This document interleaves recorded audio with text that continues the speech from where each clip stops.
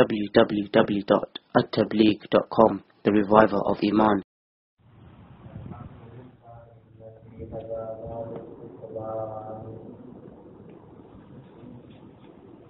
وأشهد أن لا إله إلا الله وحده لا شريك له وأشهد أن سيدنا وشفيعنا ومولانا محمدا عبده ورسوله صلوات الله تبارك وتعالى عليه وعلى آله وأصحابه وذرياته وأهل بيته وأهل طاعته وبارك وسلم تسليما كثيرا. أما بعد فأعوذ بالله من الشيطان الرجيم. بسم الله الرحمن الرحيم. قل يا عبادي الذين أسرفوا على أنفسهم لا تقنطوا من رحمة الله إن الله يغفر الذنوب جميعا. صدق الله مولانا العظيم. وقال رسول الله صلى الله عليه وسلم التائب من الذنب كمن لا ذنب له أو كما قال عليه الصلاة والسلام.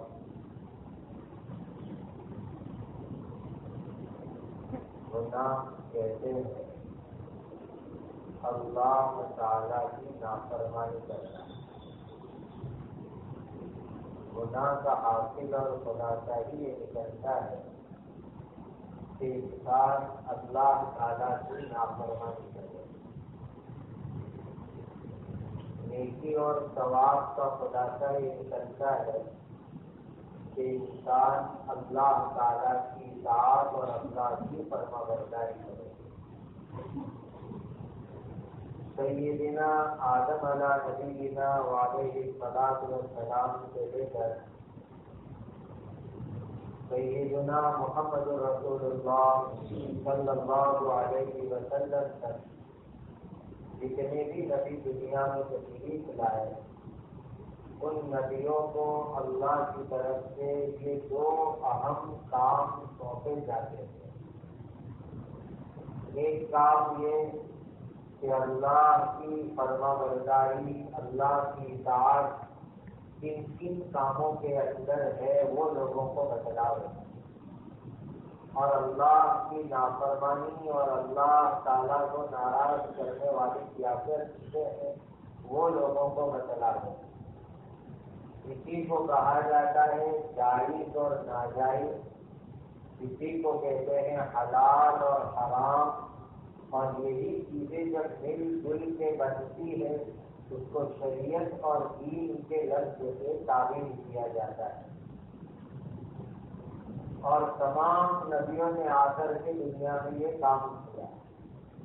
خود اللہ تعالیٰ فرماتے ہیں رسولا مبشرین و منذرین.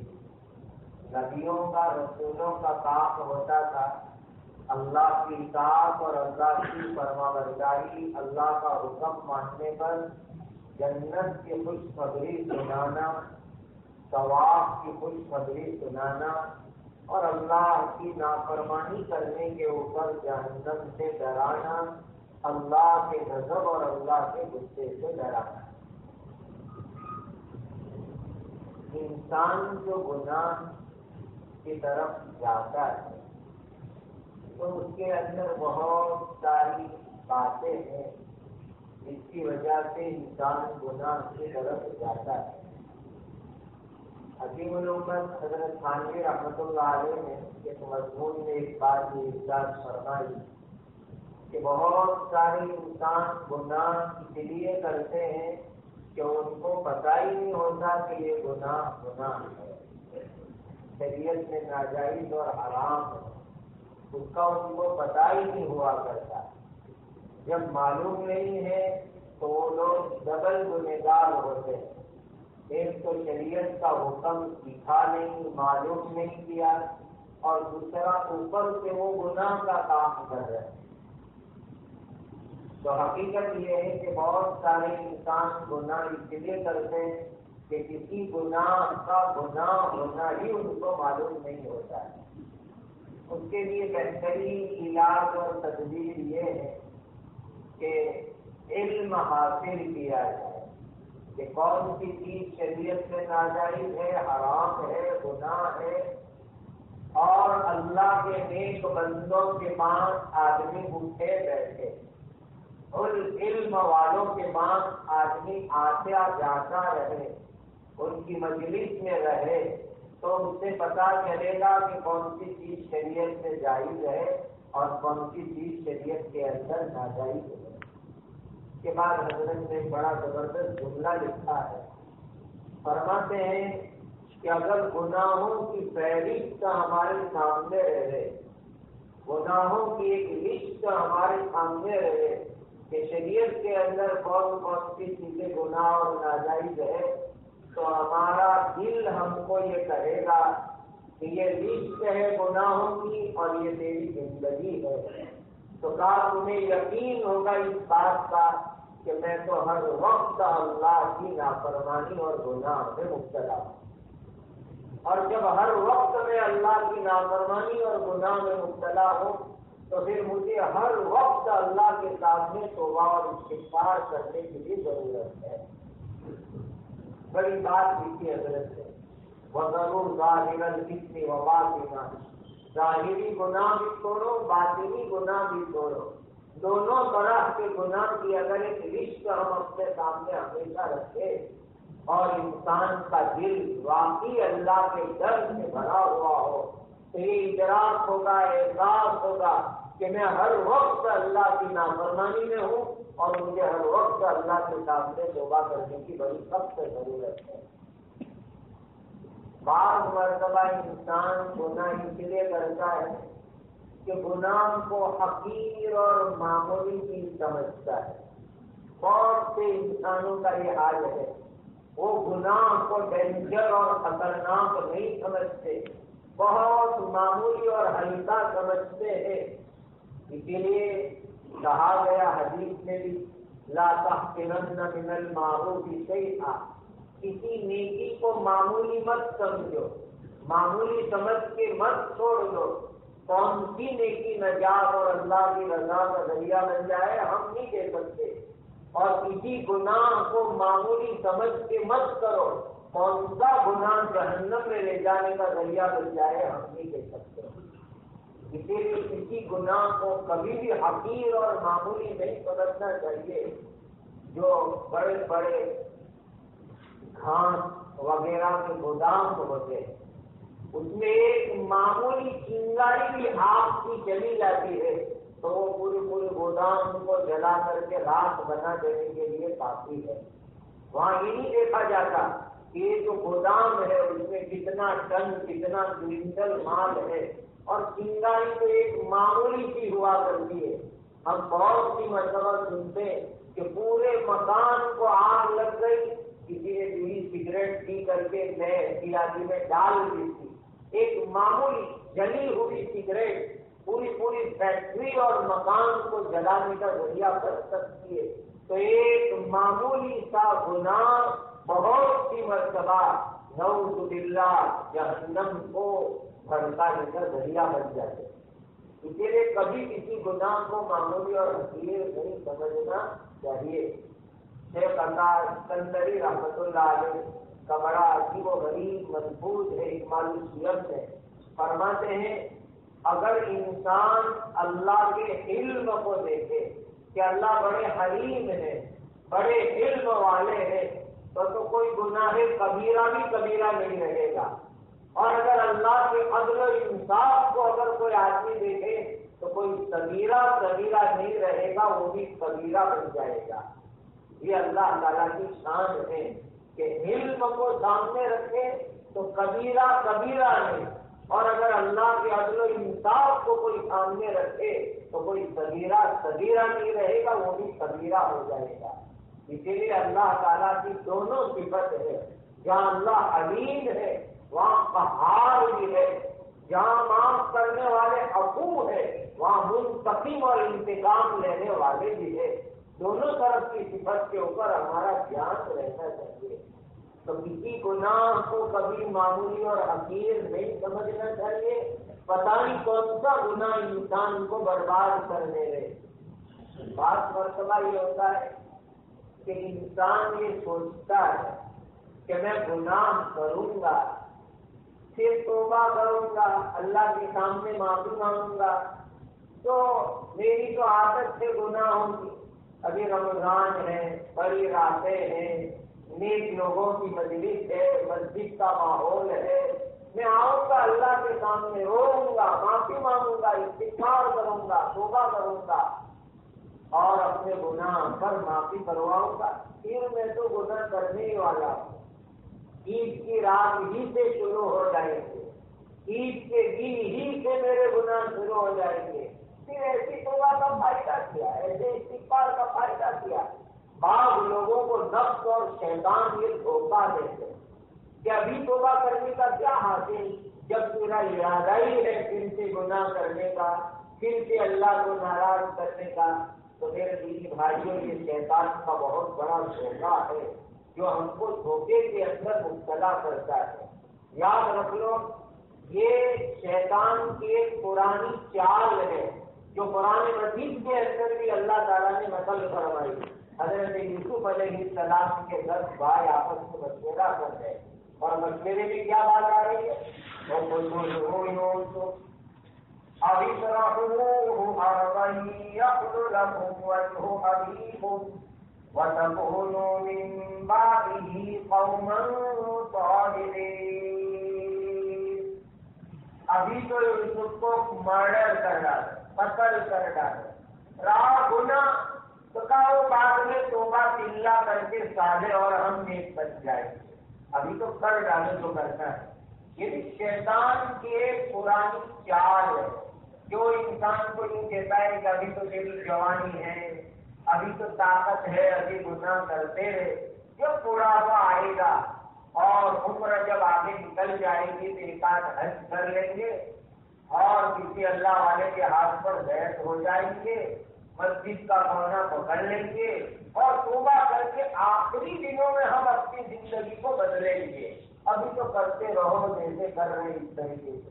یہ بہت بڑا شیطان کا دھوکہ ہے.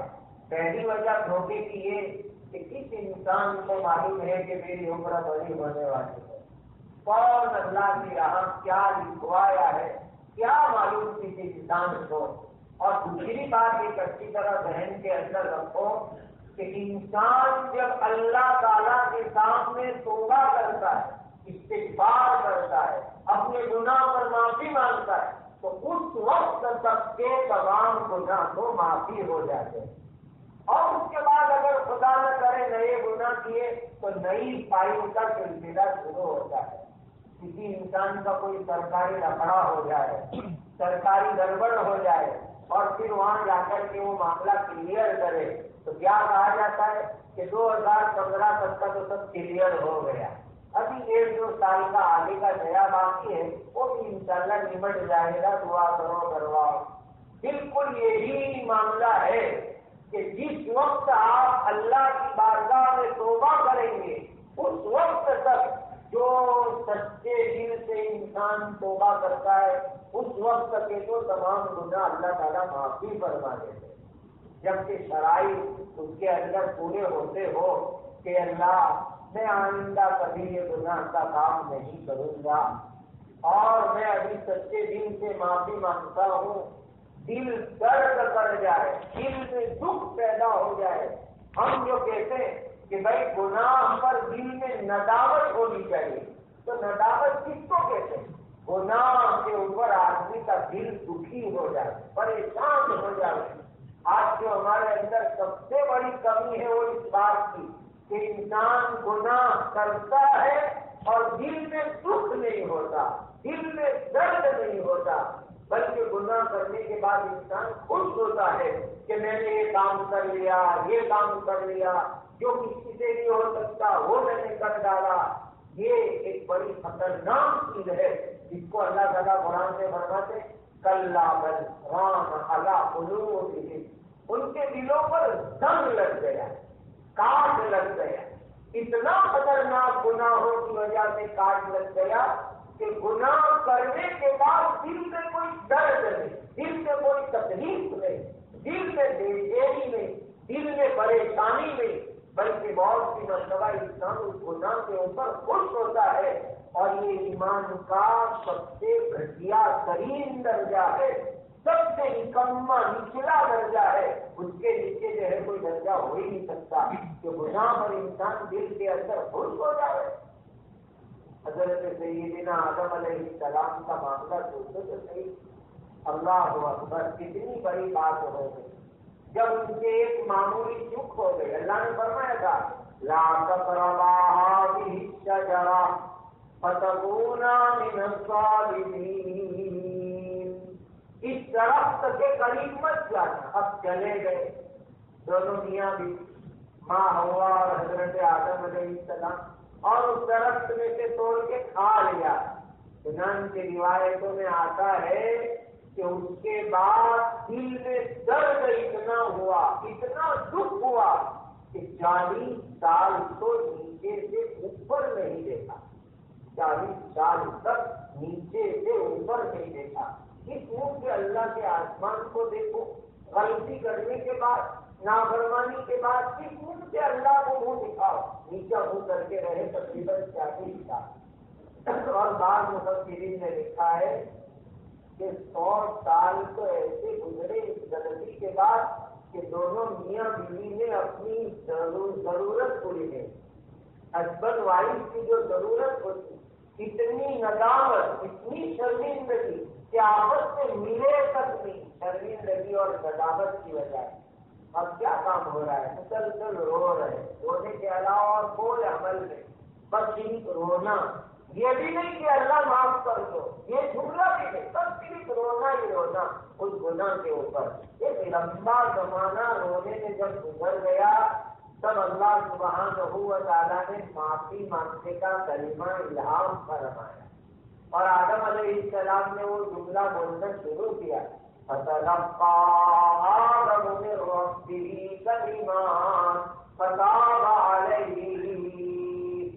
شوق سے، رغبت سے حضرت آدم نے اللہ سے معافی کے کلمات سیکھے۔ ایک لمبا زمانہ گزرنے کے بعد، ایک لمبے زمانے تک تو شرم کے مارے سر نیچا ہے اور رو ہی رو رہے ہیں، اور ایک لمبے زمانے کے بعد اللہ کو کہا ربنا ظلمنا انفسنا وان لم تغفر لنا وترحمنا لنكونن من الخاسرين۔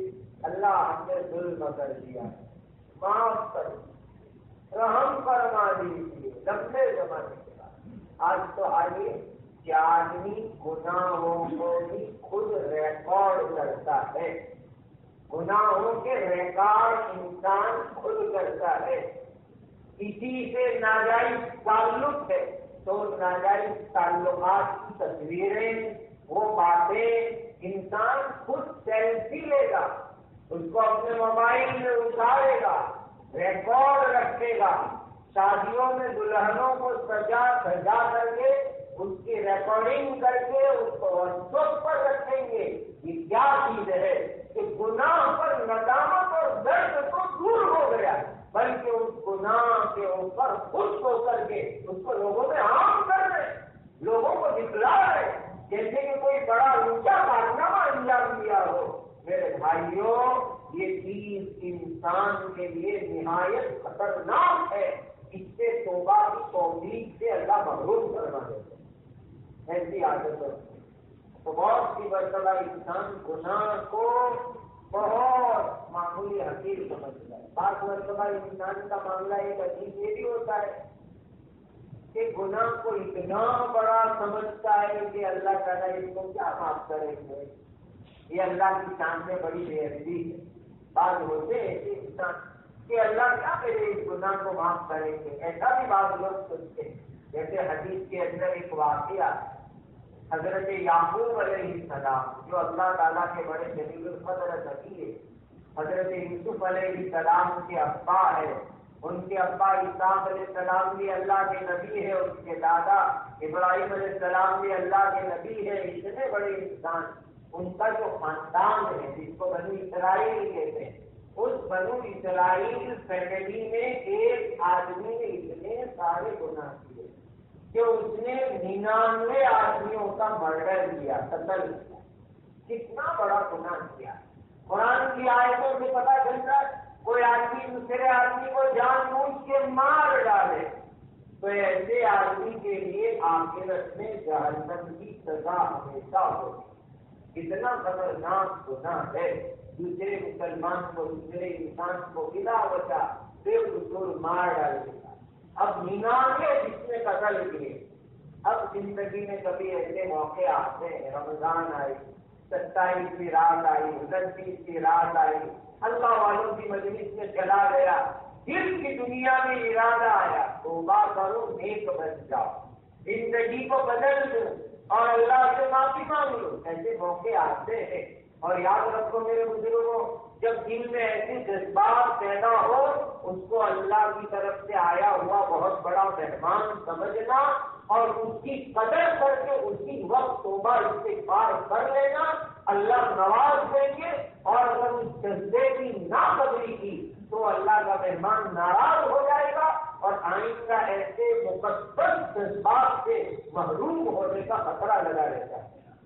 جب بھی ایسا جذبہ دل میں آئے کہ چلو توبہ کر لو، معافی مانگی، رو لو اپنے اللہ کے سامنے اور استغفار کر دو، بس سارا کام کاج چھوڑ دینا. دنیا تو پانی ہے، چھوڑ دینا اور اسی وقت بیٹھ جانا اللہ کے سامنے مسجد میں آ کے کسی اللہ والے کی صحبت میں اور بیٹھ کے رو دھو کے صفائی کر لینا. یہ جذبہ اللہ کی طرف سے آیا ہوا بڑا مبارک مہمان ہے. تو اس کے دل میں جذبہ آیا، 99 آدمی کا مرڈر کر کے چلو اللہ سے معافی مانگتے.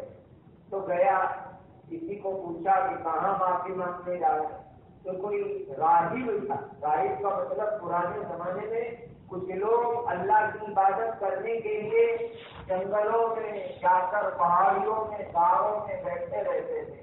وہ عبادت کرنے والا تھا. اس کے پاس کاش کہ وہ پہلے دن ایسے عبادت کرنے والے کے پاس جاتا جس کے پاس شریعت کا علم بھی ہوتا. پہلے وہ خالص راہب کے پاس گیا. اس کو جا کر کے کہا میں نے 99 آدمی کو قتل کیا ہے، کوئی معافی کی قتل. تو بیچارہ کہنے لگا 99 کا مرڈر کرے کیسے اللہ معاف کرے، تیری تو معافی ہو ہی نہیں سکتی. تو اس قاتل کو غصہ آیا اور اس راہب کو بھی ان کی جگہ قتل کر دیا. پورے 100 آدمی کا اس نے قتل کر دیا. اس کے بعد کسی نے اس کو کہا بھائی فلاں جگہ ایک عالم رہتے ہیں جن کے پاس شریعت کا علم ہے، جاؤ ان کے پاس، وہ تم کو توبہ کی کوئی راہ بتلائیں گے.